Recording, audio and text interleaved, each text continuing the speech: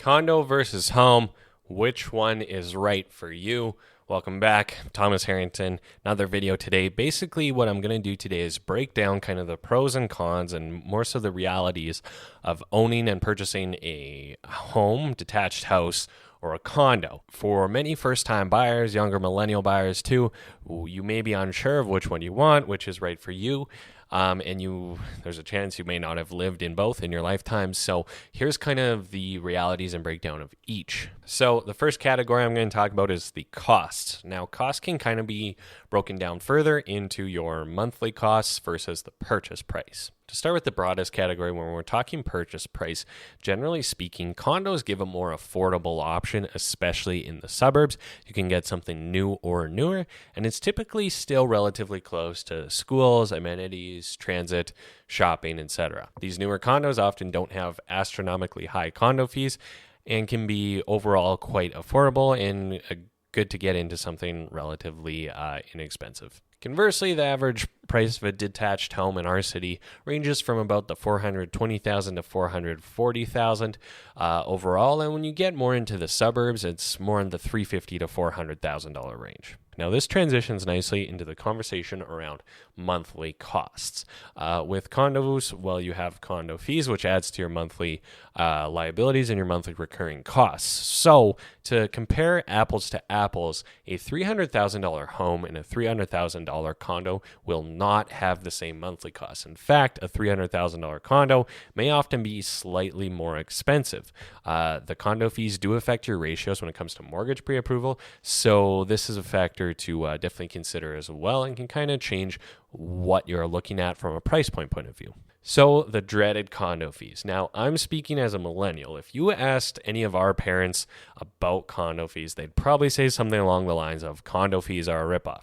Go do it right now, see if I'm right. Now, this is a fairly broad statement and frankly a little misguided. So let's dissect condo fees a little further so you have a better understanding of it. For one, condo fees aren't just for fun. The money actually does go somewhere. Often a portion of your utilities are included in these condo fees, and it also contributes to the overall running of the building and the long-term reserve fund for large replacement projects and large maintenance projects for the building as a whole. Now, when it comes to utilities, it's important to note that most condos include at least some utilities, so you'd be paying that cost either way, whether they were included or not. So that shaves off a little bit of the cost, which we can break down a bit further. On top of that, a more immediate benefit to you of condo fees is condo fees cover the day-to-day and month-to-month maintenance of the building. This includes, landscaping, snow removal, lawn care, common property maintenance, common property utilities, stuff that you're kind of interacting with and using more or less every day. Basically, all the items that are essential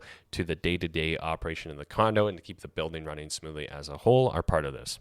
Long term, you're paying into the reserve fund. This is basically a contingency fund and a savings for a rainy day of when any large repairs or large maintenance items are needed for the building as a whole. Think along the lines of window replacement, repaving the parkade, decks, balconies, roof, large items that will be done all at once into every single unit in the whole building. All these items are kind of eventualities with a condo, and it's important to note that when it comes to condos, many of the larger items are actually the building as a whole's responsibility. That's a bit beyond the scope of this video, but just understand that's kind of a key part of this and where condo fees kind of come from anyways. Conversely, a home has much lower monthly costs. Basically, all you have to pay is your direct utilities. That being said, for day-to-day maintenance, you're the one who has to roll up your sleeves and mow the lawn, clean the gutters, shovel the drive, everything along those lines. Now, it's really up to you if this is a big deal or not, and this is kind of where we see a bit of a clear division between the low cost of a house and then some people really wanting that convenience of a condo. The second category is repairs and maintenance. To the above point about condo fees supposedly being a ripoff, well, the most important part about condo fees, which I've briefly touched on, is that they contribute to your reserve fund, which is arguably the most important part of condo fees. Like I said, the reserve fund goes towards replacing large maintenance, large capital cost items of the building as a whole. Now, kind of a counterpoint here, or a good argument, is that there's a chance you may not live in a condo long enough to actually see any benefit or return on this. What I mean by this is, let's say you live in a condo for 5 years, so many items such as elevators, roof, windows, balconies on a condo are such long-term items that if you only live there for a handful of years, you may not live there long enough to see any real benefit from your contributions to the reserve fund. That being said, a well-funded and well-managed condo is easier to sell and more attractive to buyers. So the good thing about owning a home or a detached house is that no one is making you pay condo fees. Now, the bad part is no one's making you pay condo fees. If you're going to save up any kind of fund for replacing items in your home, that responsibility is 100% yours and yours alone. Saving up a slush fund for big repairs on a home definitely requires a lot of discipline, and it's solely your responsibility versus having someone manage it. Now, that being said, this is where a home inspection becomes so crucial, so you know what you're getting into in terms of the long-term care of the home, how much life is left on the furnace, windows, roof, etc. Again, when you move into your first home, you typically don't want to worry about too much of this stuff, and it's easier later in life when you've kind of moved up in life in your career, and you can more easily afford, say, a new roof when it's needed. But when you do purchase a home and the roof goes, the furnace goes, that bill's 100% yours and yours alone. Category number 3 is control over the conditions. So when it comes to a house, if it wasn't obvious already, you have direct control over the condition, over the maintenance. That's your responsibility alone, but that's also something you can take pride in, and it's a lot of opportunity for you to make sure you maintain and have a really nice, beautiful home over the years. Curb appeal, landscaping, lawn maintenance, painting, minor repairs, those are totally up to you and you can easily do them. Conversely, with a condo, yes, you have control over what's in your own unit when it comes to renos, changes, etc.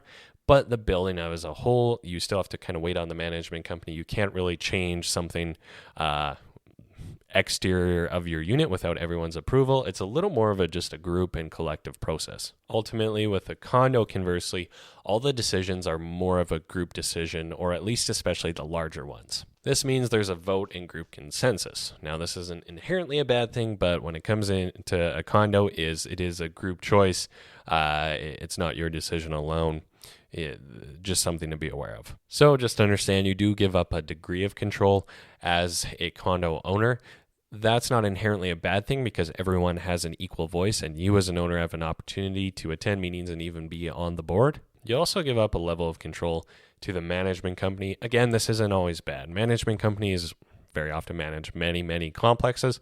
They typically know what's best for day-to-day operations, when to do repairs, how to run things. So it is outside input, but it is very valuable.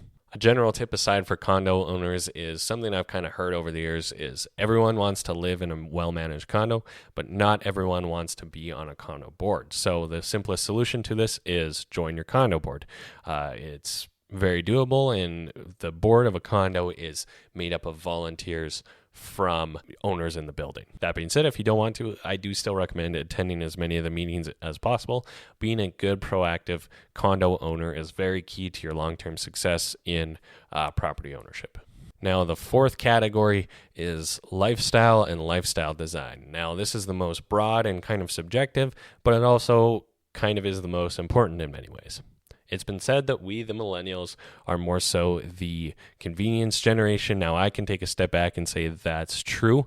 So what it's going to come down to between condo and a home is really lifestyle design. What do you want your life to look like on any given week, any given weekend? If you want walkability, close to restaurants, entertainment, nightlife in Edmonton, if you want to be close to the river, valley, etc., well, the odds are condo is going to be more for you, especially if you're a first-timer, depending on your budget.